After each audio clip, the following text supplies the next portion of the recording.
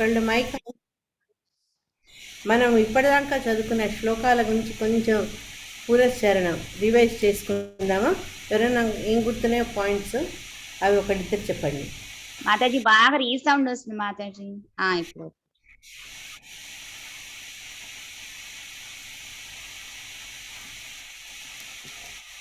హరే కృష్ణ మాతాజీ, అందరికి బాగుందా? వస్తుంది, సౌండ్ వస్తుంది, బాగా రీసౌండ్ వస్తుంది మాతాజీ. నాకు మీ మాట క్లియర్గా కనిపిస్తున్నాయి. ఎనీవేస్, ఎవరైనా ఒకళ్ళు ఆన్ చేసుకుని ఇప్పటిదాకా చదువుకున్న శ్లోకాల గురించి ఏదైనా బ్రీఫ్గా చెప్పండి.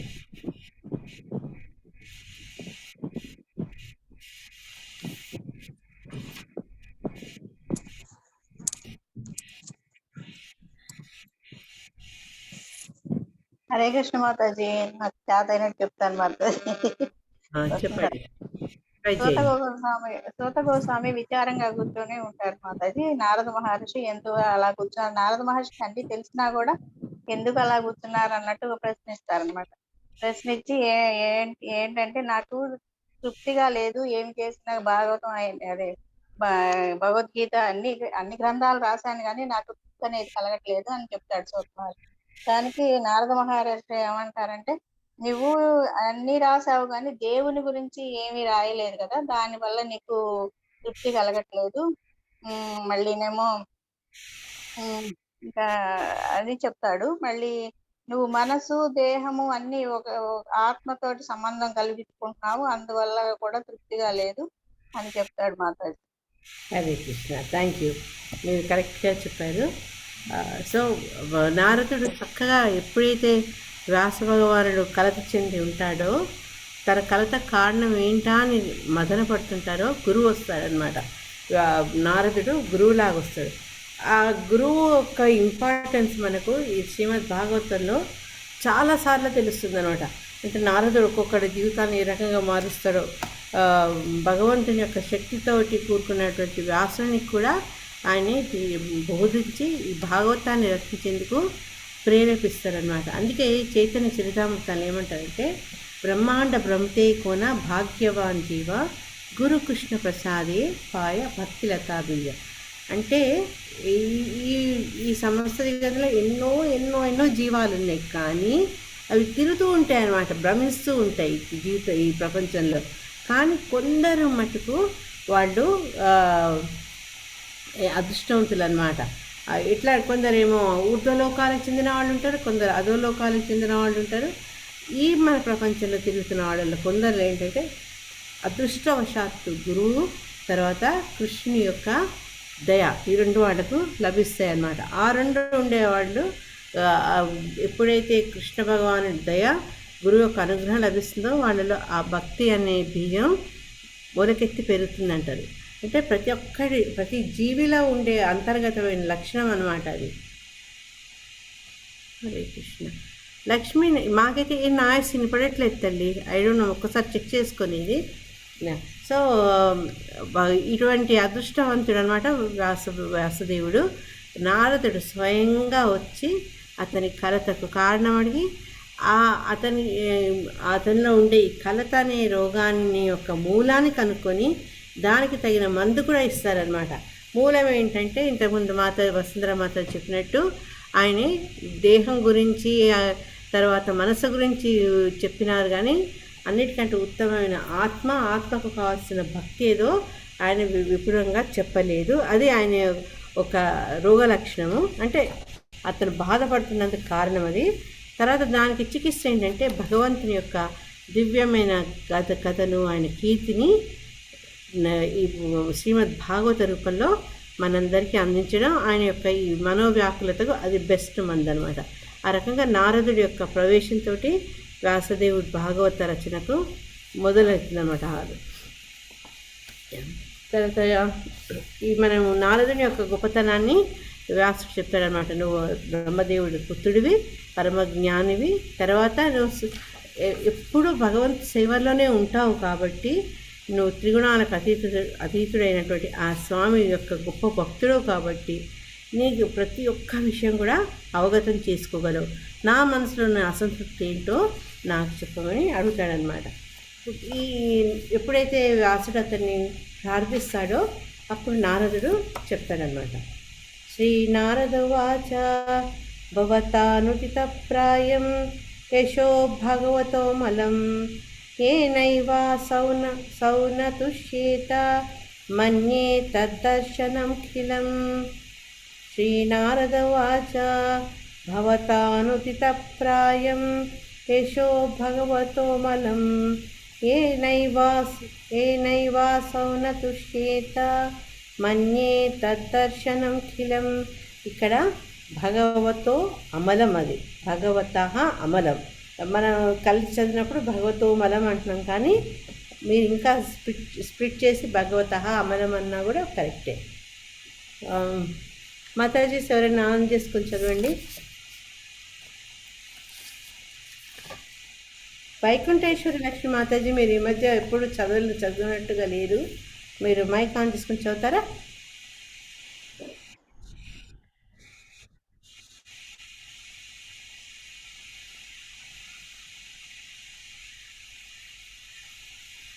హరే కృష్ణ మాతాజీ. హరే కృష్ణ.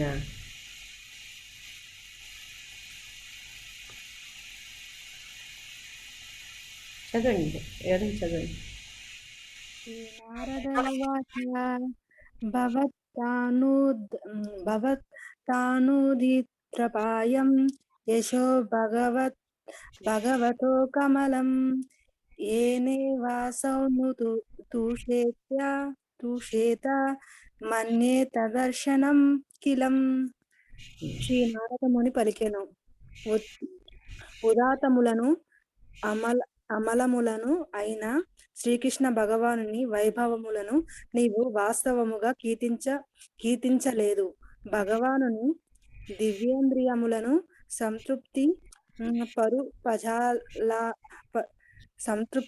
పరుపజాల నటువంటి తత్వము నిరర్ధకమైనదిగా భావింపబడును. హరే కృష్ణ. ఎవరైనా భాష్యం చదవండి. ఎవరైనా హరే కృష్ణ మాతాజీ చదవనా? చదవండి. విజయలక్ష్మి నువ్వు సగం చదువు, ప్రతిమా మాతాజీ సగం చదువుతుంది. యా,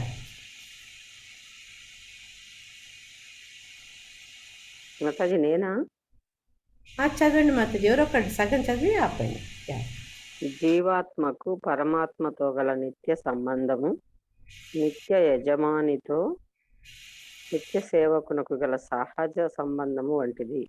జీవుల నుండి సేవను గ్రహించడి నిమిత్తమే భగవానుడు జీవుల రూపమున వ్యాప్తి చెంది ఉన్నాడు. కనుక అట్టి సేవ ఒక్కటియే భగవానుని జీవులను సంతృప్తులను చేయగలదు. విద్వత్ సంపన్నుడైన వ్యాసదేవుడు అనేక వైదిక గ్రంథములను రచించి ఉండెను. వేదాంత సూత్రములను కూడా పొందుపరచను. కానీ అట్టి వాంగ్మయంలో ఏ గ్రంథము కూడా శ్రీకృష్ణ భగవానుని ప్రత్యక్షంగా కీర్తించుటకు రచింపబడలేదు. భగవానుని ప్రత్యక్ష కీర్తనము లేని ఎడల పరతత్వముపై జరిపేడి పారమార్థిక చర్చలు కూడా శుష్క కల్పనలుగా భావించబడి ఆకర్షణ రహితములుగా ఉండును. మాతాజీ పైకి జరపరా కొంచెం? ఒక్క నిమిషం మాతాజీ, బుక్ లేదు నా దగ్గర. ఒక్క నిమిషం ఆపండి. ఇక్కడ శిలా ప్రభుపాదుల ఫస్ట్ నారదుడు చెప్పింది ఏంటంటే, భగవంతుని యొక్క వైభవాలు, ఆ భగవంతుని గురించి ఏదైనా మాట్లాడితే ఎందుకు మనం మాట్లాడాలి అంటే, భగవంతునికి సంబంధించినవి ప్రతి విషయం కూడా ఉదాత్తమైనది, తర్వాత మరీనం లేనిది అనమాట, అమలము. అందుకని అటువంటి ఆ స్వామి యొక్క వైభవాలు నువ్వు కీర్తించలేదు. వాస్తవంగా అంటే ఆయన డైరెక్ట్గా ప్రత్యక్షంగా కీర్తించలేదు అనమాట. ఏ కీర్తనలు అయితే భగవంతుని ఆనందింపచేయలేవో, భగవంతుని యొక్క దివ్య ఇంద్రియాలు ఆయనలాగా, భగవంతుని ఇంద్రియాలు ఏంటి, ఆయనకు కన్ను, చెవు, ముక్కు అనేవి మనకు ఉన్నట్టు ఈ మామూలు ఇంద్రియాలు కావు, దివ్య ఇంద్రియాలు. అని ఏ అంగంతో అయినా ఏ పనైనా ఆయన చేయగలరని మనం బ్రహ్మ సంహితలో కూడా చదువుకున్నాం మనం.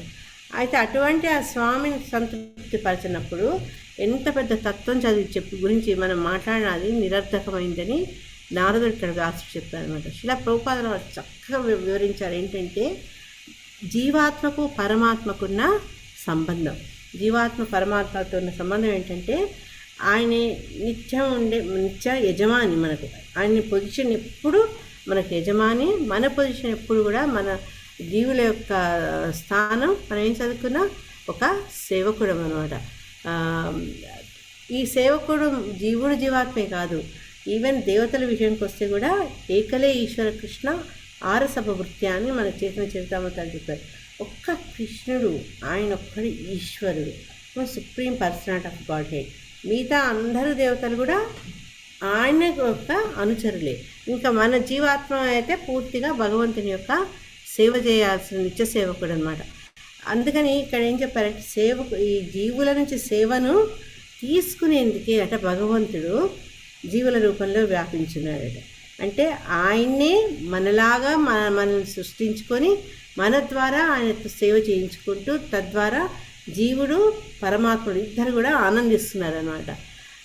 ఇంకొద్ది డీప్గా పోతే మనం అట్లాంటి ఎవరైతే భగవంతుడే జీవుల ద్వారా భక్తి తీసుకొని ఆనందించాలని వచ్చారో ఆ పరమాత్ముడే ఒక భక్తుడిలాగా, ఆ భగవానుడు ఒక భక్త రూపంలో చైతన్య భగవానుడు చైతన్య మహాప్రభులాగా ఆవిర్భవించి ఒక భక్తుడు ఏ రకంగా భక్తిని చేసి భగవంతుడిని ప్రీతి పొందాలి, ఆయనకి ఎట్లా ప్రీతి కలిగించాలి అని డెమాన్స్ట్రేట్ చేసి ఉదాహరణ రూపంగా మనకు చూపించారనమాట. అటువంటి స్వామి ఎప్పుడైతే సేవ చేస్తామో ఆ సేవతోనే మనకు సంతోషము తృప్తి కలుగుతుంది.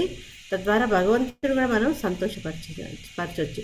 అయితే ఇక్కడ ఏంటంటే వ్యాసుడు, ఆయన ఎందుకు వేద వ్యాసుడు అంటే వేదాలను ఆయన్ని విభజించడం, వేదాలకు సూత్రాలు రాయడము, చాలా విద్యావంతుడు, చాలా గొప్ప జ్ఞాని. అటువంటి ఆయన ఎన్నో వైదిక గ్రంథాలు రాశారు. కానీ దేంట్లో కూడా కృష్ణుడి గురించి డైరెక్ట్ మనం ఒక్క విషయం గుర్తుంచుకోవాలి, వ్యాసుడు భగవంతుడి గురించి మాట్లాడలేదు అని మనం అనలేము. ఆయన మాట్లాడారు, కానీ శ్రీమద్ భాగవతానికి మిగతా గ్రంథాలకు చూసుకుంటే దాంట్లో మిగతా విషయాలకు ఆయన ఎక్కువ ప్రాధాన్యత ఇచ్చినట్టుగా మనకు కనిపిస్తుంది అన్నమాట. ప్రత్యక్షంగా భగవంతుడినే కీర్తించినట్టు ఆ గ్రంథాలు చూస్తే మనకు కనపడదు అనమాట. సో ఇటువంటి ప్రత్యక్ష కీర్తన లేని ఎంత ఫిలసాఫికల్ విషయాలు చర్చించినా కూడా అవి అంత కాల్పనికమే అని, అవి ఆకర్షణ కలిగించే కాదు అని శిలా ప్రభుపాదుల వారు వ్యక్తపరుస్తున్నారన్నమాట. హరే కృష్ణ. దామోదర్ స్క్రోల్ చేయమ్మా.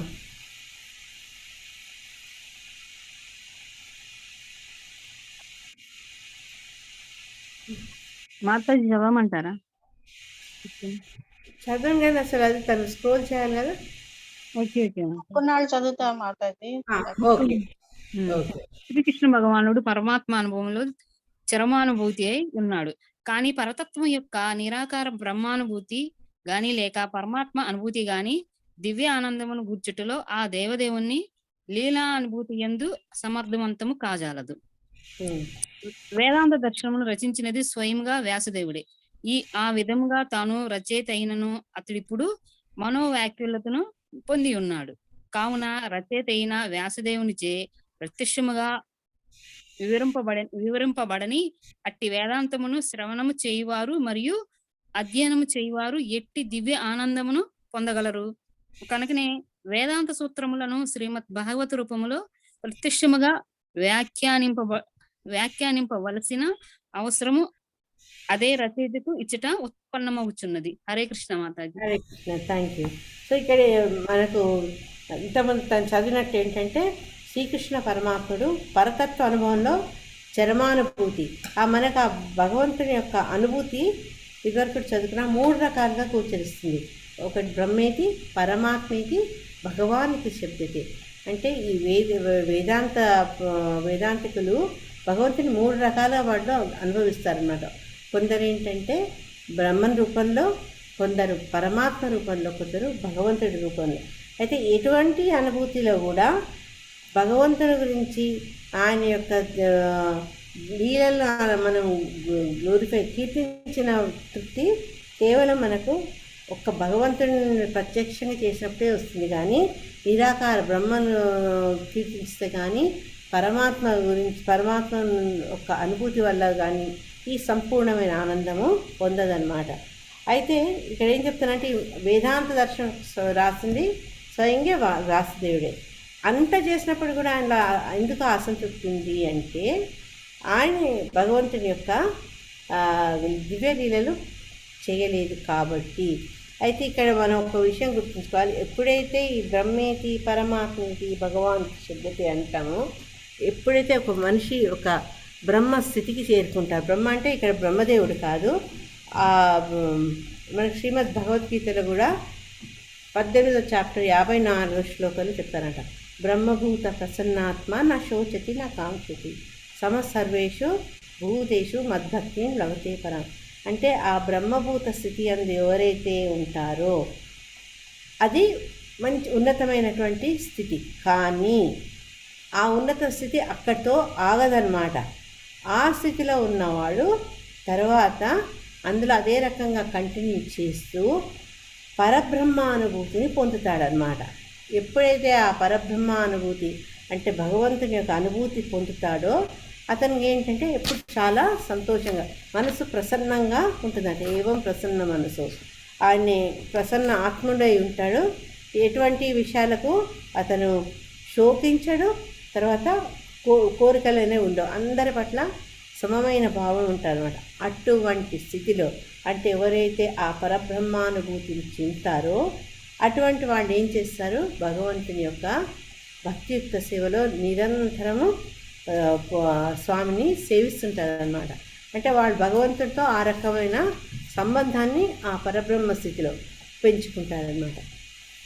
అయితే నెక్స్ట్ శ్లోకాలు ఏం చెప్పారంటే కృష్ణ పరమాత్ముడు భక్త్యా మామపి జానాతి యావాన్యశ్చాస్మి తత్వతః తతో మాం తత్వతో జ్ఞాత్వా విశతే తదనంతరం. అంటే ఈ బ్రహ్మభూత స్థితిని పొందితే ఎప్పుడైతే ఒక వ్యక్తి కృష్ణుని యొక్క తత్వ విజ్ఞానాన్ని సంపాదిస్తాడో, భక్తిలో పరిపూర్ణత చెందుతాడో, అటువంటి వ్యక్తి భగవంతుని యొక్క ధామాన్ని ప్రవేశించేందుకు అర్హుడవుతాడనమాట. అయితే ఈ బ్రహ్మభూత స్థితి అంటే వ్యక్తిత్వం కోల్పోవట కాదు. ఈ భక్తిత్వ సేవలో ఉన్నప్పుడు ఈ భక్తుడు భగవానుడు ఈ భక్తి ఈ మూడు అనమాట. భక్తుడు భగవానుడు భక్తి అనేవి కొనసాగుతూనే ఉంటాయట. అటువంటి స్థితి ఏంటంటే జ్ఞానం వచ్చినాక కూడా నశించదు. జ్ఞానంతో ఇంకా ఆ భక్తిని అతను ఇంకా దృఢంగా చేసుకొని ఆ భక్తిత్వ సేవలో కంటిన్యూ అవుతాడనమాట. మిగతావన్నీ ఏవైతే మాట్లాడటం ఈ భక్తి లేకుండా వాటన్నిటికీ ఎట్లంటే వాసన లేని పువ్వులు అనమాట. నువ్వు ఎంత జ్ఞానాన్ని పొందినా, తత్వశాస్త్రాల్లో నువ్వు విశారదుడివైనా ఎప్పుడైతే భగవద్భక్తి చేయలేదో అది చేయకపోతే వాసన లేని పువ్వు లాంటిదని ఆచార్యులు చెప్తున్నారనమాట. అందుకని ఏం చేశారంటే శ్రీల వ్యాసదేవులకు ఈ ఏవేవైతే అన్ని వేదాంత సూత్రాల్లో వేదాల్లో ఉపనిషత్తులో చర్చించారో ఆ గొప్ప గొప్ప సూత్రాలు చెప్పాను. సూత్రం అంటే 2-3 పదాల ద్వారా అందించే విషయం అనమాట. ఆ సూత్రాన్ని శ్రీమద్ భాగవత రూపంలో ఆయన వ్యాఖ్యానం చేయాల్సి వచ్చిన సమయం ఇక్కడ ఉత్పన్నమైంది. అందుకనే నారదుడు వారు రావడము అతన్ని ప్రేరేపించడం జరుగుతుంది. 9th శ్లోక యథా ధర్మాదయశ్చార్థ పర్యానుకీర్తిత న తథా వాసుదేవస్య మహిమా హ్యనువర్ణితః యథా ధర్మాదయాశ్చార్థ మునివర్యానుకీర్తిత న తథా వాసుదేవస్య మహిమా హ్యనువర్ణిత. హరే కృష్ణ. నాగరాణి మాతాజీ చాలు లేదు, చదవండి మాతాజీ. హరే కృష్ణ. థ్యాంక్ యూ మాతాజీ. హరే కృష్ణ. హరే కృష్ణ. యథా ధర్మాదయాశ్చార్థ మునివర్యానుకీర్తితాః న తథా వాసుదేవస్య మహిమా హ్యనువర్ణితః. ధర్మాది చతుర్విధ ఫల పురుషార్థములను నీవు విశదముగా వర్ణించినను దేవాది దేవుడైన వాసుదేవుని మహిమలను మాత్రము సమగ్రముగా వర్ణింపలేదు. హరే కృష్ణ. భాష్యం చదవాలి మాతాజీ. కొంచెం చదివి ఆపేసేయండి. హరే భాష్యము శ్రీల ప్రభుపాదుల వారికి. నారదముని కావించిన చక్కని రోగ నిర్ణయము ఇచ్చట ప్రకటింపబడినది. వ్యాసదేవుడు తాను రచించిన వివిధ పురాణములలో దేవాది దేవుడైన శ్రీకృష్ణుని కీర్తనమును ప్రయత్నపూర్వకముగా వదిలివేయుటయే అతని వ్యాకులతకు మూల కారణమై ఉన్నది. శ్రీకృష్ణ భగవానుని వైభవములకు సంబంధించిన వర్ణనలను లాంఛనార్థముగా అతడు తెలియజేసిన విషయములు నిక్కమే అయినను ధర్మము, అర్థము, కామము, మోక్షములను వర్ణించినంతగా వాటిని అతడు వర్ణించలేదు. అట్టి పురుషార్థములు శ్రీకృష్ణుని భక్తియుక్త సేవతో పోల్చినచో అత్యంత న్యూనములైనవి. ప్రామాణికుడైన విద్వాంసునిగా శ్రీ వ్యాసదేవుడు ఈ భేదమును సమగ్రముగా నెరిగి ఉన్నాడు. అయినప్పటికీ అతడు శ్రీకృష్ణుని అతి ముఖ్య కార్యమైన భక్తియుక్త సేవకు ప్రాముఖ్యము నొసగక తన విలువైన కాలమును వృధాపరుచుకొని వ్యాకులత పొందెను. శ్రీకృష్ణ భగవానుని భక్తియుక్త సేవలో నియుక్తులు కాకుండా ఎవ్వరునూ దివ్యానందమును పొందజాలరని ఈ విషయము ద్వారా స్పష్టముగా సూచింపబడినది. ఈ సత్యమే భగవద్గీత యందు మరింత స్పష్టంగా తెలుపబడినది. హరే కృష్ణ. ఓకేనా Mataji? Hare Krishna. So thank you Mataji. ఇంతకుముందు నేను చెప్పినట్టు నారదుడు ఈ వ్యాసుని యొక్క రోగ నిర్ణయం కావిస్తారనమాట. ఎందుకు ఆయన అడుగుతారు కదా, నువ్వు సూర్యుడిలాగా వ్యాపించగలవు, వాయువులాగా అన్ని చోట్ల వ్యాపించగలవు, నువ్వు అంతర్యామిలాగా అన్ని చోట్లకు వెళ్ళగలవు, నాలో ఉన్న అసంతృప్తి ఏంటో చెప్పమంటే అప్పుడు ఈయన రోగ నిర్ణయం చేస్తున్నారు అనమాట. నారదుడు ఏం చెప్తాడంటే, ఎన్నో పురాణాలు రాసావు, నువ్వు ఎన్నెన్నో రూపకల్పనలు చేసావు, కానీ నువ్వు భగవంతుని యొక్క దేవాది దేవుని యొక్క కీర్తనలు కొన్ని ప్రయత్నపూర్వకంగా వదిలేసావు. అంటే కొన్ని మనం ఇట్లా చెప్పినట్టు కొన్ని పురాణాల్లో వాళ్ళకే ప్రాముఖ్యత ఉంటుందన్నమాట. మనం చూసుకుంటే దేవి భాగవతంలో దేవికే ఎక్కువ ప్రాముఖ్యత రావడం, శివ పురాణాలు శివుడే మొత్తం అన్నిటికీ మూలం అన్నట్టు చూపించడం, ఇట్లా జరుగుతుంది. దీంతో ఏంటంటే ఒక రకమైన కన్ఫ్యూజన్ కూడా నెలకొందనమాట. తర్వాత ఏం చెప్పారంటే, మిగతా అన్ని చోట్ల మాట్లాడినప్పటికీ కూడా చెప్పాలి కాబట్టి చెప్పినట్టు చెప్పావు, కానీ ఏదైతే భగవంతుని కంటే తక్కువ విలువైందో ధర్మ, అర్థ, కామ, మోక్షాల గురించి నువ్వు చాలా వివరంగా వర్ణించావు అని చెప్తారనమాట. అందుకని ఏంటంటే అదల్లా అసంతృప్తి కలగడం కారణం. అయితే వ్యాసదేవుడు మామూలు వాడు కాదు. మనం ఎట్లయితే ప్రామాణికమైన భక్త గురించి తెలుసుకున్నాం, ప్రామాణికమైనటువంటి శ్రోత గురించి తెలుసుకున్నాం, ఇక్కడేమన్నారంటే శిల ప్రభుపాదుల వారు ప్రామాణికుడైన విద్వాంసుడు అన్నమాట. ఆయన్ని అన్ని సమగ్రంగా విషయాలన్నీ తెలిసినవాడు. కానీ ఆయన ఏం చేశారంటే, ఏదైతే అత్యంత విలువైందో అటువంటి శ్రీకృష్ణుని యొక్క సంబంధించిన భక్తియుక్త సేవల కంటే మిగతా వాటికి ఎక్కువ సమయాన్ని ఇచ్చారనమాట. అట్లా ఒక్కొక్కసారి మనం చూడండి, మనం ఎన్నో చేయాలనుకున్నప్పుడు చాలా ప్లాన్ చేస్తాం, కానీ కొన్ని పరిస్థితుల మూలంగా కొన్నిసార్లు ఏంటంటే ఏది ఇంపార్టెంటో అది మనం చేయలేకపోతాము, ఏదైతే తక్కువ ఇంపార్టెంటో అది చేసిన తర్వాత మనం అనుకుంటే అయ్యో అది చేసిన టైం అంతా వేస్ట్ చేసుకున్నానే, ఇది చేసుంటే బాగుండేది కదా, ఇంత ఇంపార్టెంట్ విషయాన్ని నేను తగినంత టైం ఇవ్వలేకపోయింది అని మనం బాధపడతాం. అవునా? అదే రకంగా ఇక్కడ వ్యాసుడు కూడా అంత అత్యంత విలువైన ఆ సమయాన్ని ఈ ధర్మ, అర్థ, కామ, మోక్షాల గురించి ఇంతగా చర్చించి అన్నిటికంటే ఉత్తమమైంది భక్తి, ఆ భక్తి గురించి నేను ఎక్కువ మాట్లాడలేకపోయాను. కృష్ణ భగవాను యొక్క దివ్యలీలను మనం ఎక్కువ శ్లాఘించలేకపోయానని అతను తెలుసుకున్నాడు. కాబట్టి ఆ రకంగా బాధపడడం జరుగుతుందన్నమాట. నేను ఇంతకుముందు మీతో చెప్పినట్టు బ్రహ్మభూత ప్రసన్నాత్మ, భగవంతుని భక్తియుక్త సేవలో నియుక్తులు కాకుండా ఎవ్వరు కూడా ఆ ప్రసన్నాత్మలు కాలేరు, ఆ దివ్యమైన ఆనందాన్ని పొందలేరు.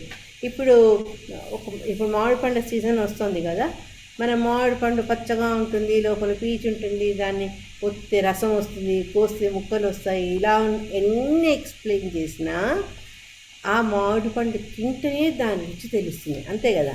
అదే రకంగా ఎన్ని ఇండైరెక్ట్గా ఎన్ని మాట్లాడినా వ్యాస భగవానుడు ఆ భక్తి అన్నిట్లో గొప్పదైన ఉన్నతమైన భక్తియుక్త సేవ గురించి ఆయన ఎక్కువ మాట్లాడలేదన్నమాట. అందుకని మనం అటువంటి దివ్యానందం పొందాలంటే, భగవంతుని గురించి కీర్తిస్తూ ఇవన్నీ చేయాలంటే మనం కేవలం భక్తియుక్త మార్గమే మనకు సాధనం అన్నమాట.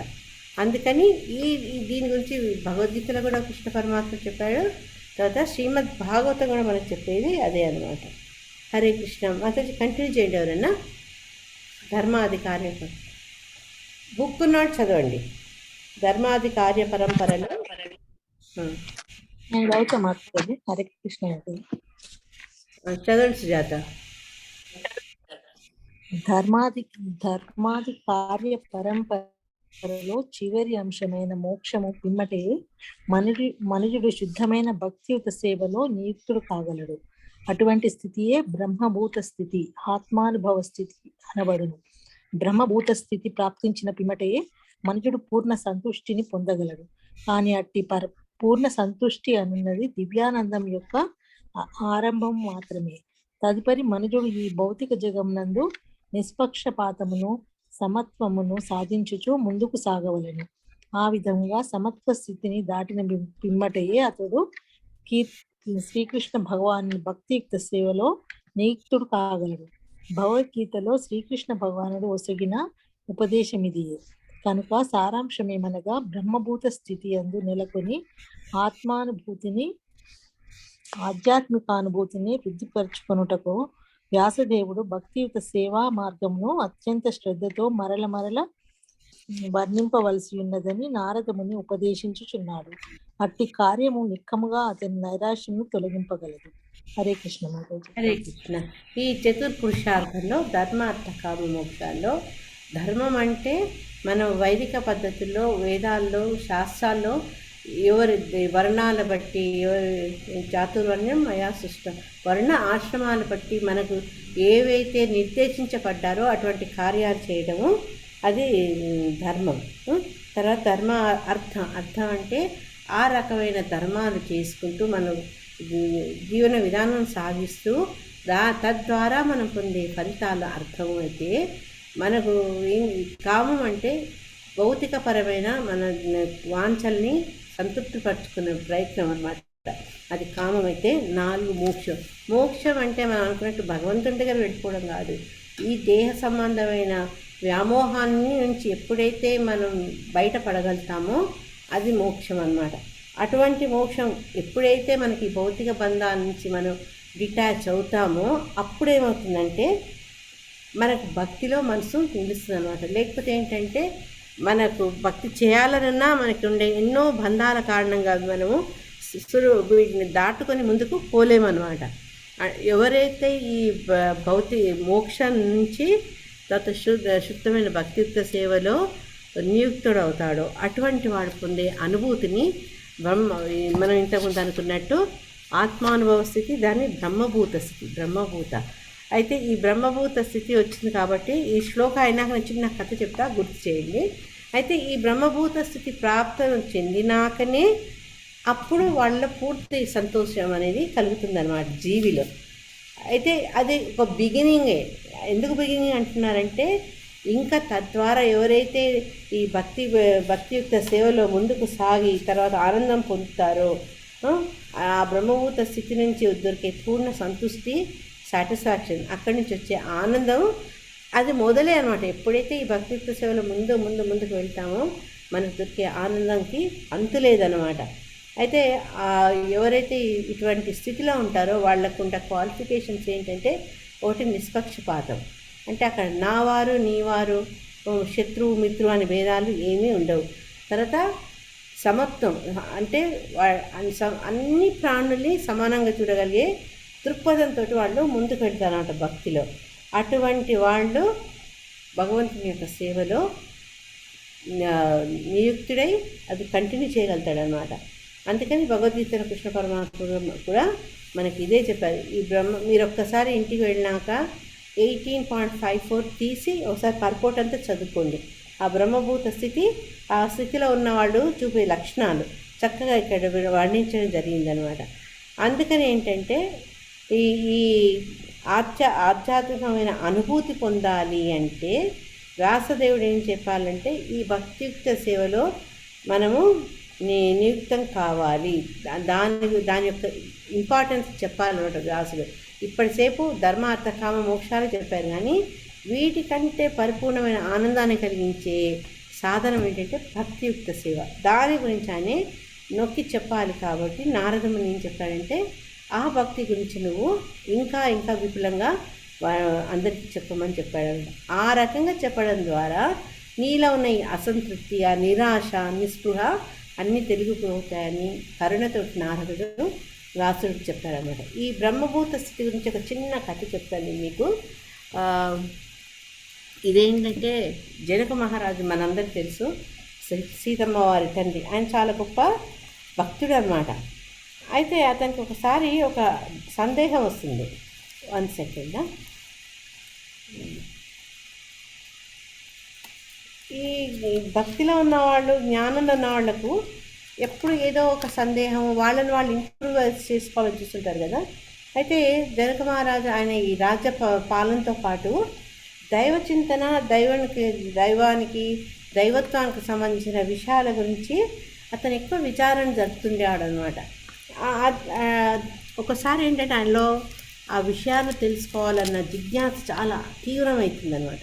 అప్పుడు ఆయన ఏం చేస్తారంటే ఆయన రాజ్యంలో ఒక ప్రకటన వేయిస్తారనమాట. ఏంటంటే ఈ దేశంలో ఉన్న పండితులు, తత్వజ్ఞులు, వేదాంతులు ఎందరెందరో ఉన్నారు కదా, వాళ్ళందరూ వచ్చి రాజధానికి వచ్చి రాజుకి బ్రహ్మజ్ఞాన ఉపదేశం చేయమని అడుగుతాడనమాట. అయితే ఒక కండిషన్ ఏంటంటే అది బుక్కిష్గా ఉండకూడదు. వేదాంతం, ఆ జ్ఞానం ఎవరైతే దాన్ని అనుభవించారో అటువంటి వాళ్ళే బోధన చేయాలి.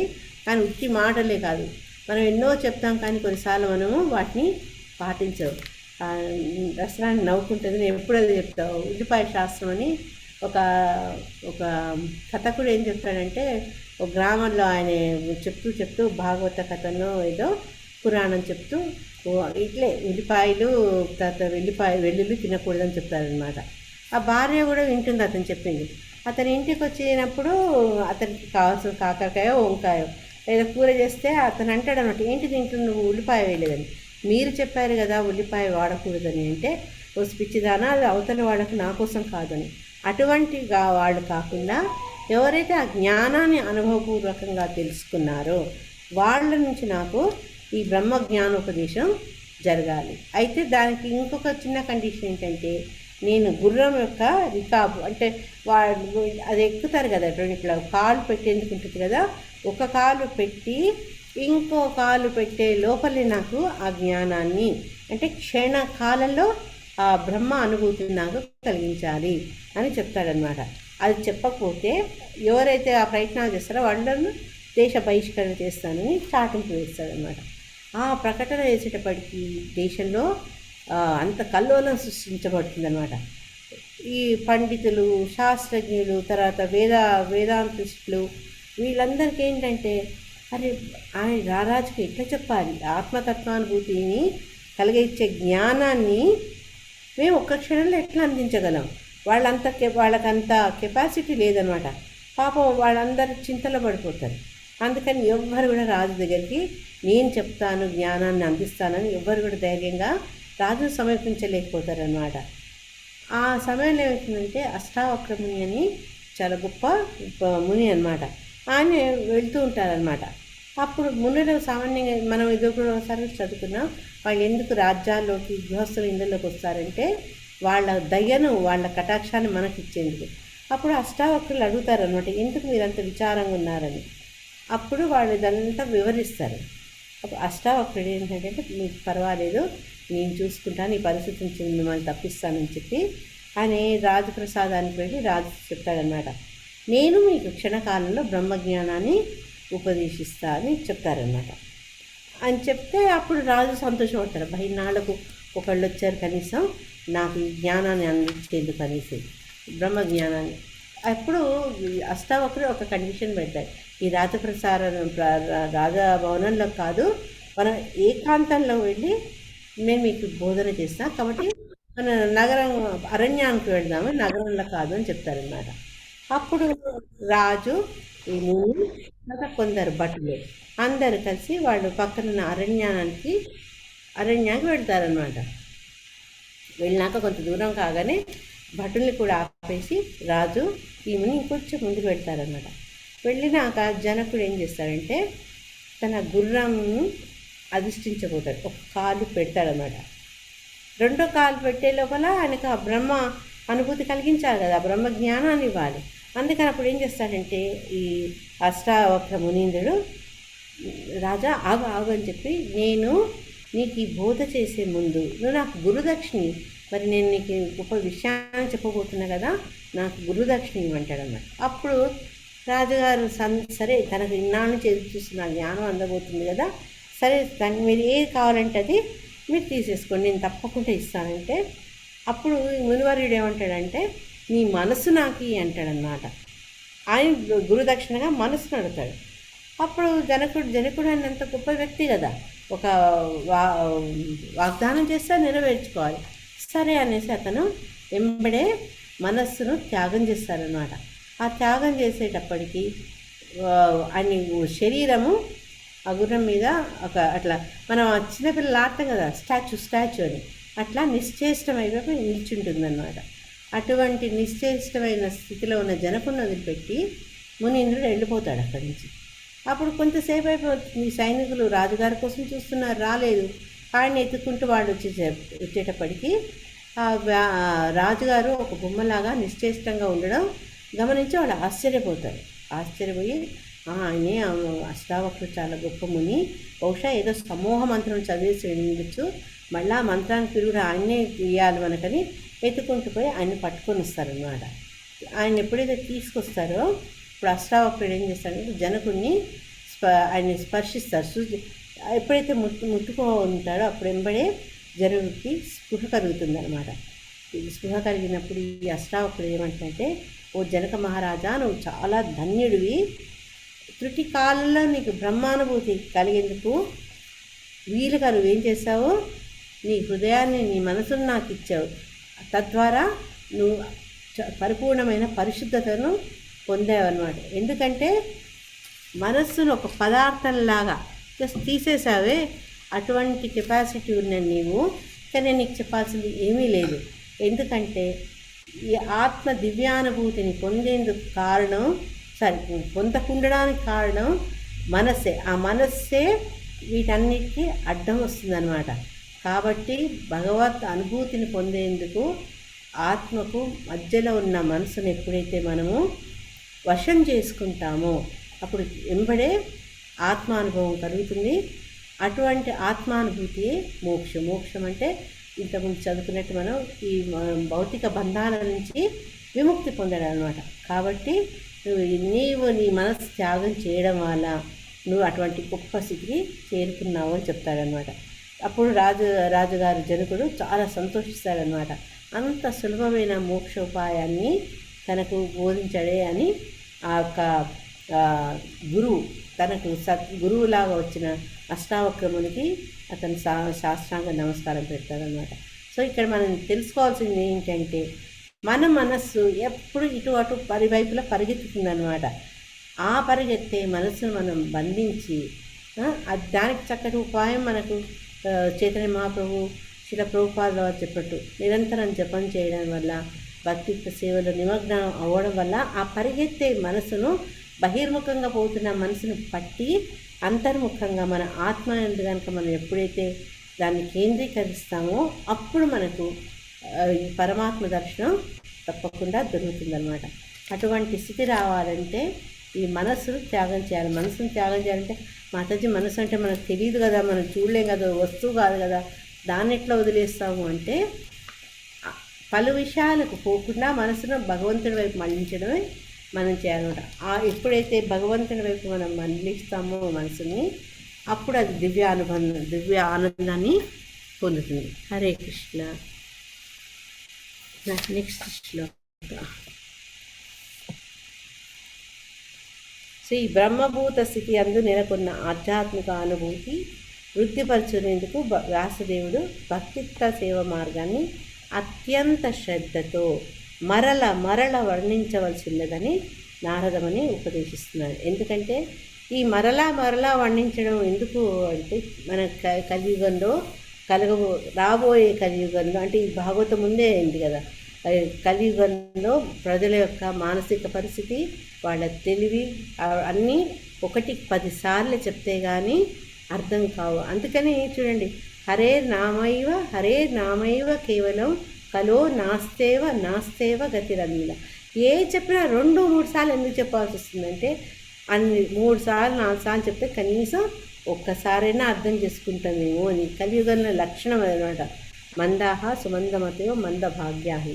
సో ఈ కలియుగంలో మనకు అంత జ్ఞానం లేదు కాబట్టి మరలా ఎప్పుడైతే వ్యాసుడు ఆ భక్తియుక్త సేవా మార్గం చర్చిస్తారో తద్వారా దాన్ని చదివిన పాఠకులు లబ్ధి పొందుతారని నారదుడు ఈ రకంగా సూచిస్తూ ఆ రకమైన ఆయన రచన చేస్తే ఆయనలో ఉండే ఈ నైరాశ్యం కూడా పోతుందని చెప్తారన్నమాట.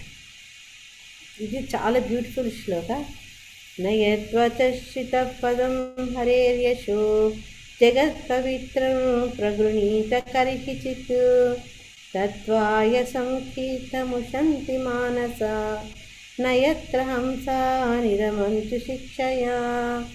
నయద్వచశ్రిత పదం హరేర్యశో జగత్పవిత్రం ప్రగృణీత కరిహిచిత్ తద్వాయ సంకీర్తముషంతి మానస నయత్ర హంసా నిరమంతు శిక్షయా. రసరాణి మాతాజీ ఉందా? హరే కృష్ణ. ఉన్నాను మాతాజీ. చదువు తల్లి. ఎందుకు చదవండి గుర్తుండదు. మనం వీళ్ళకి చదువు చెప్పాలి పిల్లలకు. నయద్ మాతాజీ నయద్వచిత్రపదం హరేర్యశో జగత్ పవిత్రమైన కదా. జగత్ పవిత్రం ప్రగృణీత కర్హిచిత్ తద్వాయసం తీర్థముషంతి మానస నయత్ర హంస నిరమంతు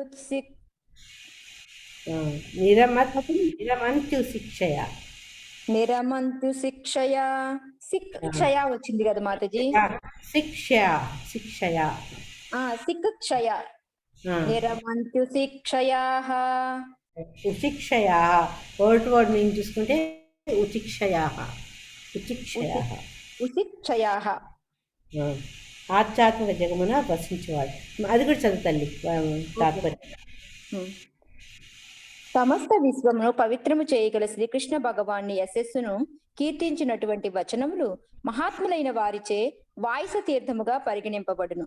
పరమహంసలైన వారు దివ్యధామమును వసించినట్టు వారు గనుక అట్టి వాయుస తీర్థం నందు రమింపగోరరు. బైహాట్ కూడా చేశాం మాతాజీ, కానీ మర్చిపోయాం. ఇవన్నీ పిల్లలు నేర్చుకున్నారు మాతాజీ, అందుకే రసరాని చదవమన్నా. ఇవన్నీ ఇంతెంత కష్టం. అది కాదు, మనము దీంట్లో కూడా బైహాట్ చేసాము. భక్తి వైభవం అది కాదు, పిల్లలు చదవారు అని చెప్పడం అది ఇక్కడ ఇంపార్టెంట్. అంటే ఇది టఫ్ శ్లోక. ఇవన్నీ చదివి చక్కగా వాళ్ళు చెప్పేవాళ్ళు అనమాట. అయితే వాయసం అంటే కాకులు, అది మనం గుర్తుంచుకోవాల్సింది. అయితే సమస్త విశ్వాన్ని పవిత్రం చేయగల కృష్ణ భగవాను యశస్సు, ఆ భగవంతుని మనం చదువుకున్నాం కదా భగవద్గీతలో, జన్మ కర్మచమే దివ్యం. అటువంటి దివ్యమైన భగవంతుని యశస్సును కీర్తించకపోతే అటువంటి వచనాలట మహాత్ములైన వారు దాన్ని అప్రిషియేట్ అంటే సంతోషపడరు దాన్ని.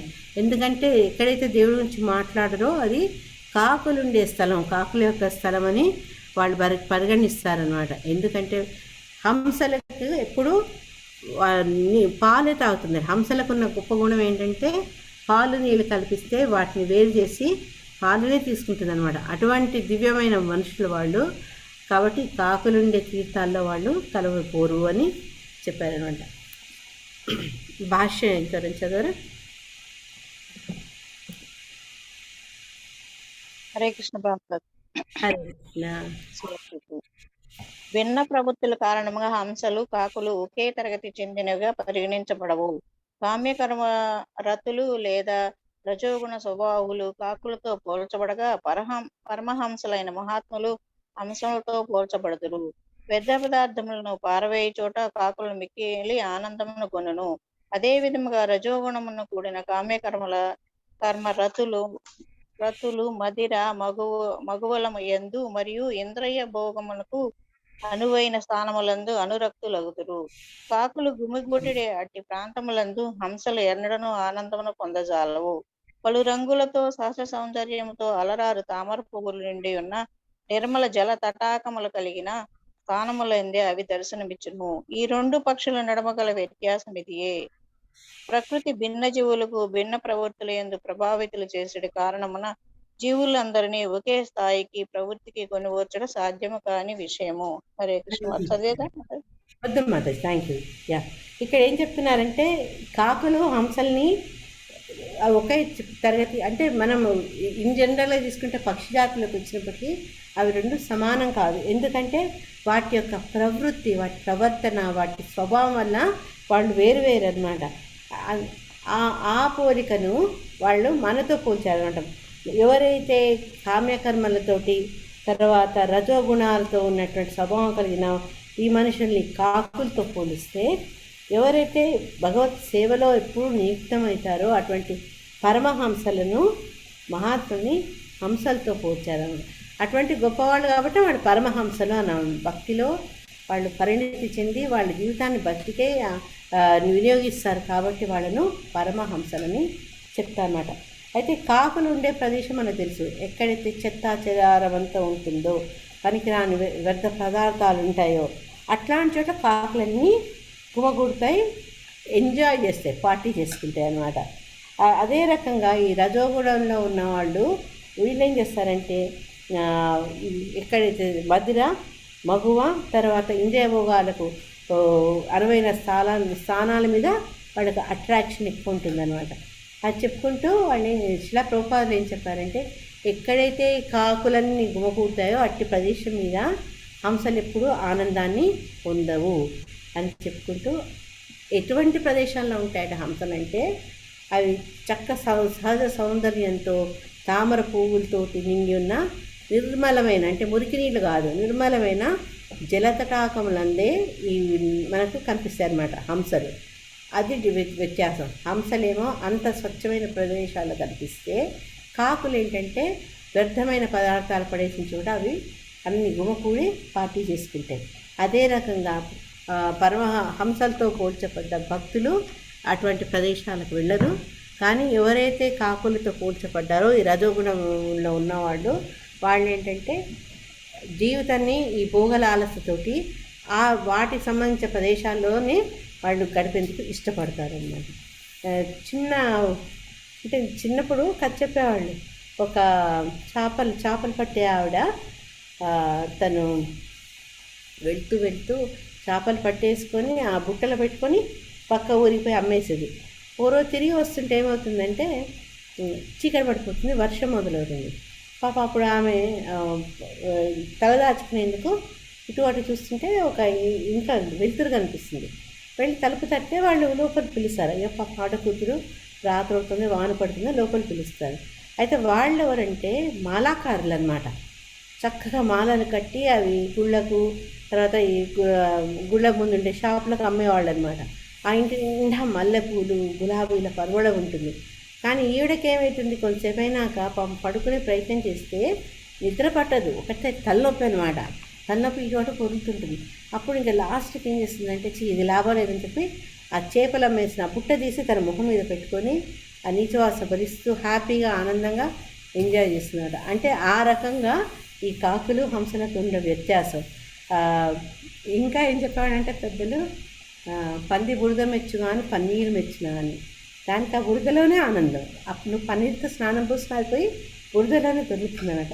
ఇంత వాళ్ళ ప్రవృత్తిలో అంత డిఫరెన్స్ ఉంటుంది.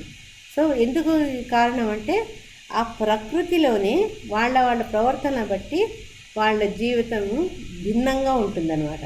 అందుకని అందరూ ఒకే రకమైన స్థాయికి చెందినవారు కాదు, అది సాధ్యమైన విషయం కాదని శిలా ప్రభుపాదుల వారు చెప్తున్నారు. ఒకే స్థాయికి ఒకే ప్రవృత్తి, అంటే అందరూ సమానం కాదు. వాళ్ళ ప్రవృత్తులు కూడా, ప్రవృత్తి అంటే క్యారెక్టర్, వాళ్ళ స్వభావం కూడా ఒక్కటి కాదు అని చెప్తున్నారన్నమాట. జీవులు ఎన్నో రకాలైన స్వభావాలతో ఉండడం కారణం వాళ్ళు ఈ త్రిగుణాల యొక్క కలయికలో వాళ్ళ మీద ఏది ప్రభావం ఎక్కువ ఉంటుందో దానికి అనుగుణంగా వాళ్ళు ప్రవర్తిస్తుంటారు. నెక్స్ట్ పేరు చదవరు ఎవరైనా? ఇక్కడ 2 నిమిషాలు ఆపేయాలి. హరే కృష్ణ మాతాజీ. హరే కృష్ణ. చెప్పండి. అదే విధముగా భిన్న ప్రవృత్తులు కలిగినటువంటి మానవులకై పలు విధములైన గ్రంథములు లభించుచున్నవి. కాకుల తరగతికి చెందిన మనుజులను ఆకర్షించు బజారు సాహిత్యము భోక్తాసక్తములైన విషయములనే కలిగి ఉండును. కేవలము స్థూల దేహమునకు సూక్ష్మ మనస్సునకు సంబంధించిన విషయములనే చర్చించు ఆ విషయముల గ్రామ్య కథలుగా పిలువబడును. అవన్నీయును పలు లౌకికమైన ఆకర్షణీయ ఉదాహరణములతో అలంకారికమైన భాషలతో ఒప్పారుచుండును. ఇవన్నీయును ఉన్నప్పటికీ ఆ గ్రంథములు భగవానుని కీర్తించవు. అటువంటి రచనలు పద్యమైనను గద్యమైనను సవాలంకారముగానే పరిగణింపబడును. ఆధ్యాత్మికముగా పురోగతి నుండి హంసలతో పూల్చబడి మహాత్ములు అట్టి నిర్జీవ సాహిత్యమునందు ఏమాత్రము అనురక్తిని పొందరు. అట్టి సాహిత్యము ఆధ్యాత్మికముగా నిర్జీవులైన వారికే పరమానందకారకముగా నుండును. రజస్తమో గుణం పూర్ణములై విరివిగా పలు నామములతో విక్రయింపబడు అట్టి సాహిత్యము మానవుని ఆధ్యాత్మిక అవసరములను ఏమాత్రము తీర్చలేవు. తత్కారణమున పరమహంసల వంటి ఆధ్యాత్మికోన్నతిని బడసిన జనులకు అటువంటి గ్రంథములతో ఎటువంటి సంబంధం ఉండదు. భగవానుని దివ్యమైన భక్తియుత సేవను సదా ఆధ్యాత్మిక పరిధి ఎందే ఒనరించడి కారణముగా అటువంటి మహాత్ములు మానస అని పిలువబడుదురు. అటువంటి భక్తియుత సేవ స్థూల దేహపు భోగములకై ఒనరింపబడడి కామ్య కర్మలను అహంకారపూరిత మనస్సు ఒనరించడి తాత్విక కల్పనలను సంపూర్ణముగా నిషేధించుచున్నది. హరే కృష్ణ. ఇప్పటికే పెద్దగా హరే కృష్ణ. అయితే ఏంటంటే మనకు ఇప్పుడు కూడా చూస్తున్నాము, మన లాంటి రకరకాల ప్రవృత్తులు గల మనుషులకు వాళ్ళని ఆకర్షించేందుకు రకరకాలైన పుస్తకాలు కూడా మార్కెట్లో మనకు లభ్యమవుతున్నాయి అన్నమాట. అంటే కాకు లాంటి మనుషులను ఆకర్షించే పుస్తకాలు ఉన్నాయి, హంసలను ఆకర్షించే పుస్తకాలు కూడా ఉన్నాయి, గ్రంథాలు ఉన్నాయి అన్నమాట. ఈ కాకుల వాళ్ళకి ఏంటంటే దేహ సంబంధమైన ఈ భోగాసక్తమైన విషయాలు ఎందులైతే చర్చిస్తారో అటువంటివన్నీ ఏ వేతులు చర్చించబడతాయో వాటి గ్రామ్య కథలు అంటారనమాట. ఆ గ్రామ్య కథలు ఏంటంటే చూసడానికి చాలా అట్రాక్టివ్గా ఉంటాయి, మంచి మంచి కలర్స్ తోటి. అంతెందుకు చాలా సామాన్యంగా మనందరం చదివే గ్రామ్య కథలు ఇప్పుడు మన వారపత్రికలను చదువుతుంటాం కదా, వారపత్రికలు, మాసపత్రికలు, స్వాతి, ఆంధ్రజ్యోతి, ఆంధ్రప్రభ, అవన్నీ వీక్లీస్. ఆ టైంకి రాకపోతే మనకి పిచ్చిలేస్తుంది, ఆ సీరియల్ ఏమైందో చూసుకోవాలనిపిస్తుంది. ఇట్లాంటివన్నీ గ్రామ్య కథలు అన్నమాట. అవి ఎంత అట్రాక్టివ్గా ఉన్నప్పటికీ కూడా దాంట్లో భగవత్ సంబంధమైన విషయాలు ఉండనప్పుడు, భగవంతుని కీర్తించినప్పుడు దాన్ని శవాలంకారం అని ఇలా ప్రోపాద వారు చెప్పారు. శవానికి నువ్వు ఎంత చక్కగా అలంకరించినా అది శవమే అవుతుంది కదా. అదే రకంగా భక్తిపూర్వకమైన చర్చ లేనప్పుడు ఎప్పుడైతే ఈ భౌతిక విషయాలు, దేహ సంబంధమైన విషయాల గురించే చర్చిస్తుందో ఎక్కడికి భగవత్ కీర్తన ఉండదో అటువంటి వాంగ్మయము పరమహంసలు భక్తులకు రుచికరం కాదు. వాళ్ళకు అటువంటి పుస్తకాలు చదవాలి అన్న కోరిక కూడా ఉండదన్నమాట. ఎందుకంటే వాళ్ళ అభిప్రాయంలో అది నిర్జీవ సాహిత్యం, జీవం లేదు. జీవం కలిగించేది కేవలం ఆ భగవంతుని కీర్తనతో అన్నమాట. అందుకని వాళ్ళు ఏం చెప్తున్నారంటే అది కేవలం ఎవరైతే మనం నిర్జీవులమో, అంటే ఎవరికైతే ఆధ్యాత్మిక పరమైన ఇంట్రెస్ట్ లేదో వాళ్లకు చాలా ఆకర్షణీయంగా ఉంటాయి, కానీ ఈ భక్తులకు మటుకు ఉండవు. సో చెప్పుకుంటే ఇలా ప్రభుపాదులు వారు ఏమన్నారంటే రజస్తమో గుణ పూర్ణములై వేరువేరు పేర్లతోటి విక్రయించే సాహిత్యము మనలో ఉండే ఆధ్యాత్మిక పిపాసను తీర్చలేవు, మనకు కావాల్సిన ఆధ్యాత్మిక అవసరాలను తీర్చలేవు అన్నమాట. అందుకని ఇటువంటి పుస్తకాన్ని పరమహంసలు చదవరు. అయితే వాళ్ళు ఈ పరమహంసలు మానస అని ఎందుకన్నారటంటే ఇక తద్వాయసం తీర్థముషంతి మానస. మానస అంటే వాళ్ళు ఏంటంటే ఎంతసేపు వాళ్ళు భగవంతుని యొక్క దివ్యమైన భక్తియుక్త సేవలో ఉంటారు. ఆధ్యాత్మిక పరంగా వాళ్ళని వాళ్ళు ఇంకా ఇంకా అభివృద్ధి చెందించుకునే ప్రయత్నాలు ఉంటారు. కాబట్టి వాళ్ళకు ఇటువంటి గ్రామ్య కథలు ఆకర్షించవన్నమాట. ఎందుకంటే అటువంటి వాటికి ఏంటో ఏమవుతుందంటే ఏ రకంగా మన వివిధ భోగాలను ఇంప్రూవ్ చేసుకుని చేయాల్సిన కర్మల గురించి చర్చించడం, తర్వాత మనసుకు అహంకారం వచ్చేటట్టుగా కల్పనలు చేస్తుంది. కాబట్టి పరమహంసలు దాన్ని ఆనందించరు అని చెప్తూ ఆకర్ణించిన శిల ప్రభుపాదుల వారు భౌతిక సుఖమునందు మగ్నులైనటువంటి సామాజిక సాహిత్యవేత్తలు, శాస్త్రవేత్తలు, లౌకిక కవులు, మీమాంసకులు, రాజనీతిజ్ఞులు భౌతిక శక్తి చేతిలో ఆటబొమ్మల వంటి వారు. వ్యర్థ పదార్థములు పారు చేయనటువంటి స్థలములలో వారు అనురక్తులవుదురు, అంటే కాకులాగా. శ్రీధర స్వామి అట్టి ఆనందమును వైశ్యాలోరైన విటుల ఆనందంతో పోల్చేది. కానీ శ్రీకృష్ణ భగవానుడి వైభవంలో వర్ణించే గ్రంథములు మాత్రం మానవ కర్మల సారము గ్రహించిన పరమహంసలచే ఆస్వాదించబడును. అంటే దీన్ని మనకేంటంటే పరోక్షంగా మనం ఎటువంటి గ్రంథాలు చదవాలి, ఎటువంటి వాటి మీద మనం ఆకర్షణ పెంచుకోవాలో చెప్పడం జరుగుతుంది. ఇది చిన్న విషయం మీకు ఏం ఇక్కడ చెప్పదలుచుకుంది అంటే, నారదుడు వ్యాసుడికి ఎందుకు ఈ రకంగా చెప్పారు అంటే, ఆ నారదుడు పరమ భక్తుడు, ఆయనకి తెలుసు కేవలం స్వామి యొక్క దివ్యకీర్తన చేయడం ద్వారానే మనలో నిద్రించబడినటువంటి భగవంతుడి మీద ప్రేమ జాగృతం కాగలుగుతుంది. అందుకని ఆయన ఏం చెప్పారంటే, ఈ రకంగా గ్రంథాల్లో భగవంతుని కీర్తిస్తూ అది కూడా పలుమార్లు దాని గురించి వర్ణిస్తూ రాయమన్నారు. తత్ప్రీతి ఉద్బోధన అంటే ఆయన జీవగోస్వామి ఆయన ప్రీతి సందర్భంలో చెప్తారనమాట. ఈ రకంగా భగవంతుని కీర్తిస్తే మనలో ఉండే ప్రేమ తిరిగి పునర్జీవితం అవుతుందని. తర్వాత ఆయన ఏంటంటే జీవగోస్వామి ఆయన భాగవత సందర్భాన్ని గ్రంథంలో 2 కారణాలు చెప్పారట. భాగవత ఉద్భవానికి ఏదైతే మూల కారణమో, మొదటిది ఏంటంటే మనం కేవలం బ్రహ్మజ్ఞానం సంపాదించడం ద్వారా మన ఆత్మ పూర్తిగా సంతృప్తి పొందదు. ఆ బ్రహ్మజ్ఞానంతో ఆధ్యాత్మిక పరంగా మనం భక్తియుక్త సేవ చేసి ముందుకు సాగినప్పుడే ఆ పరమానందం పొందుతాం. రెండోది ఏంటంటే కేవలం ఆ దేవదేవుని యొక్క ప్రీతిపూర్వకమైన భక్తియుక్త సేవ ద్వారానే భగవంతుని మనము కాంచగలము. మనకుండే విద్వత్తు ద్వారా కానీ, మనకుండే శక్తి ద్వారా కానీ భగవంతుని మనం దర్శించలేము. కేవలం అది కూడా ప్రీతిపూర్వకమైన భక్తియుక్త సేవ ద్వారానే భగవంతుని మనం చూడగలమని చెప్తూ ఈ చాప్టర్లో, అంటే 5వ చాప్టర్లో 4వ శ్లోకం, 7వ శ్లోకం, 8వ శ్లోకం, 12, 37, 38 ఈ శ్లోకాల్లో ఇదే విషయం, ఈ 2 కారణాల గురించి చర్చించబడుతుందన్నమాట. సో మీకు ఏదైనా డౌట్స్ ఉంటే ఒక్కసారి చదువుకోండి, రేపు ఇంకొకసారి దాని గురించి డిస్కస్ చేసుకుందాం. ఎందుకంటే ఈరోజు కొంతమంది బుక్ చదివి కొందరు స్క్రీన్లో చూసి చదివారు కాబట్టి ఏదైనా డౌట్ ఉంటే రేపు దాని గురించి చర్చించుకుందాం. హరే కృష్ణ. శ్లోకాస్ చెప్పండి మాత. ఇప్పుడు ఏమో చెప్పారు కదా శ్లోకాస్, మళ్ళీ ఒకసారి చెప్పారు. అదా 4, 7, 8, 12 అండ్ 37, 38 శ్లోకాలు. వీటిలో ఏం చర్చించామంటే భాగవతం ఉద్భవించేందుకు మూల కారణాలు 2. ఒకటి ఏంటంటే బ్రహ్మజ్ఞానం ద్వారానే మనము పూర్తిగా ఆత్మను సంతృప్తి పరచలేము.